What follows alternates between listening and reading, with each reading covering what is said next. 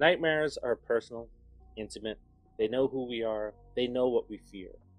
In A Nightmare on Elm Street, the series is packed with dream logic, surrealism, and psychological horror, as Freddy Krueger comes back to stalk the children of those that murdered him several years before. But what if there was something deeper beneath the boiler room? A secret that's been hiding in plain sight after all these years?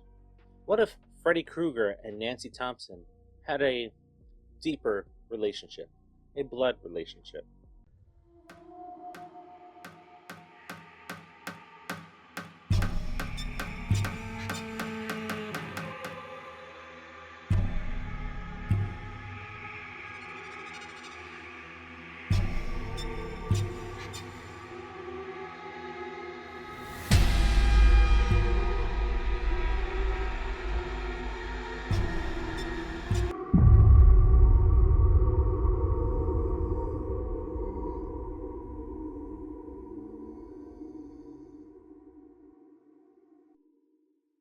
Welcome back, Popcorn Theorists. This is Dave from Nerdbox, and on today's episode of the Popcorn Theory, we got some exciting stuff to uncover in regards to Freddy Krueger. But before we do that, don't forget to drop a like on this video. At the end of the video, or throughout the video, drop comments on the clues that we're going to go over today. Let me know what your thoughts are, and if you're not subscribed to the channel and you want to see the other theories and other things that we do on the channel, go ahead and subscribe to the channel. Now let's talk about Freddy Krueger's obsession with Nancy Thompson. Maybe it wasn't about revenge or power or even survival. What if it was paternal? What if Freddy Krueger was Nancy Thompson's father?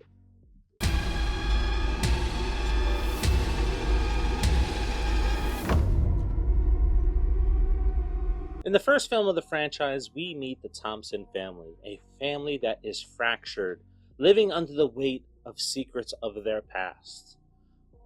Nancy's mother, an alcoholic, overbearing, her father, emotionally distant. And it makes you wonder, why? Why was the family like this? It didn't just suddenly fracture. Something had to be hidden there for a long time. Donald and Marge clearly are estranged. They're separated or even divorced by this time. Marge.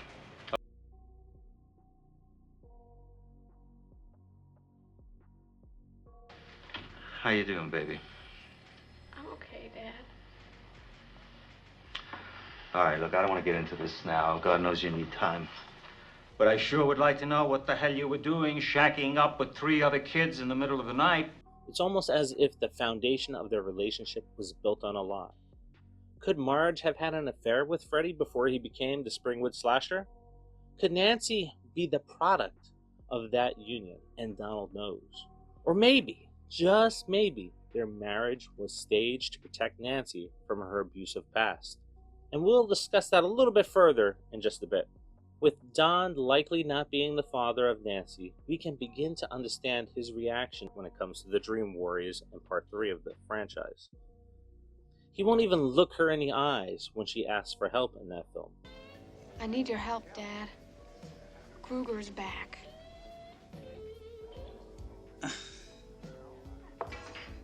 Fred Krueger is dead.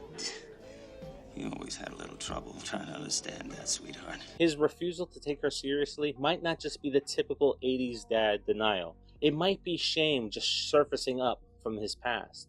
His unwillingness to acknowledge the truth. Or him looking to avoid his past, knowing that she is not his daughter and he has no connection to protect her. And let's not forget that when Freddy got the best of Nancy in the Dream Warriors, he appeared to her as her father, Don, first. Maybe that was a clue within itself.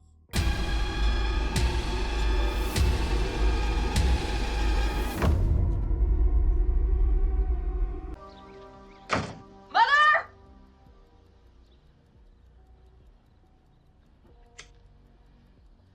What's with the bars? Security. Security? Security from what? Not from what? From home. Come down to the cellar with me and I'll tell you. As the film plays out, we see that Marge drinks herself numb, rattled with guilt. But guilt over what? You want to know who Fred Krueger was? He was a filthy child murderer who killed at least 20 kids in the neighborhood. Kids we all knew. Oh, Mom.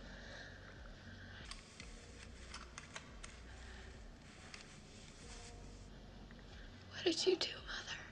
But he can't get you now. He's dead, honey, because Mommy killed him. I even took his knives. Why keep this murder weapon in the house? It wasn't just to protect Nancy from Krueger, because if we look at it logically, if Nancy were to stumble upon this glove, how is she going to associate that back to somebody that she never knew? And what is the other secrets that are revealed in the basement?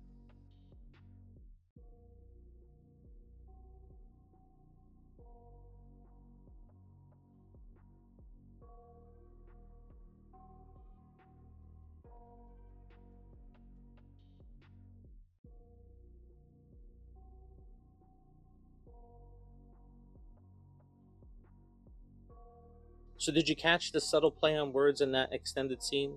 Marge reveals the fate of the other Elm Street kids' older siblings, falling at the hands of the Springwood slasher, but she never reveals what happened to Nancy's sibling. So keeping with this theory, Nancy not remembering her sister plays into the effects of trauma and the impact on her brain, where she has blocked out her past, including her sister, where this means that they could have been separated at a young age.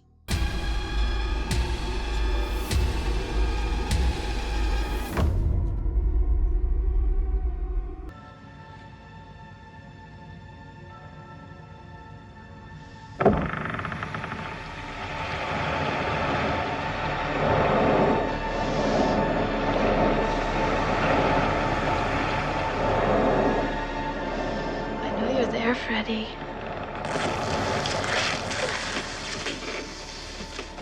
You think you was gonna get away from me? Now, there's an interesting thing that we need to look at here, and it kind of stands out the most in the first film, is Freddy Krueger's obsession with Nancy is far more intense than with any of the other Elm Street kids. She's not just another target. He stalks her personally, psychologically, and physically singles her out in every appearance. It's almost as if he's toying with her, where with the others, not so much. Think about how he dispatches Tina, Rod, and Glenn. Quick, brutal, efficient. But Nancy, he breaks her down emotionally. Dreams over dreams. This is the long game. Too long unless he's trying to tell her something. Or perhaps it's to punish her for something that she doesn't even know about. That particular level of attention suggests something deeper, something familiar, something paternal. But this obsession isn't just one-sided, as Nancy's obsession to uncover the truth about her past could be the catalyst for Freddy's return. I know you too well now, Freddy. No, you die. It's too late, Krueger. I know the secret now. And when we consider that she just might be a victim of abuse at the hands of Freddy, her dreams begin to make sense. According to several studies, children of abuse may unknowingly block out memories from their childhood. This psychological phenomenon, often referred to as repressed or dissociative amnesia, serves as a coping mechanism to shield the individual from emotional pain or trauma. Nancy's nightmares are a doorway to her past because in recent years, studies conducted by the Journal of Sleep Research reveals that nightmares are more common in those people who have experienced trauma during their childhood. Specifically, those who experienced emotional, physical, or sexual abuse as children are more likely to have violent dreams. I take back every bit of energy I gave you. Nancy remembering who Freddy was is not only the catalyst that empowered him, but it is also the reason why we see Marge quickly begin to unravel throughout the entire film.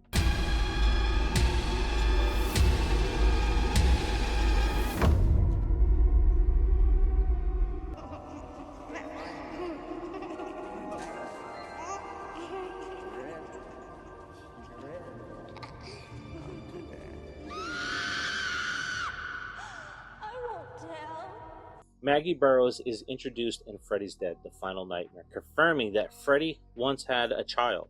And as we see in that film, his obsession with the bloodlines runs very deep. In Freddy's Dead, we see Maggie, just like Nancy had, beginning to relive her past trauma in her dreams, where she witnesses Freddy unaliving her mother.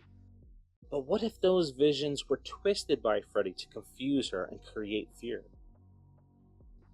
What if the actual truth could be that Maggie actually witnessed her mother unaliving Freddy? And with Marge Thompson's admission in the first film, what if it wasn't just vigilante justice, but what if the final tragic result of a twisted, failed relationship? It's quite possible that Maggie, aka Catherine Krueger, is actually Nancy's sister.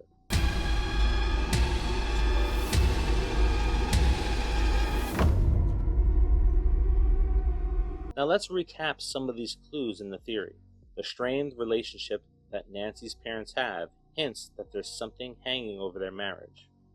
Freddy's revenge goes beyond the quick kills of Tina, Rod, and Glenn when dealing with Nancy.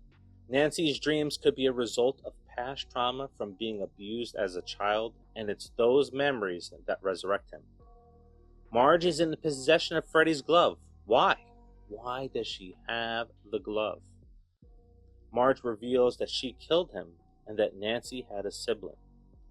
That sibling could have been Maggie, who is also experiencing nightmares from past trauma in The Final Nightmare. So could Freddy be Nancy's father? Seems to all add up if you ask me.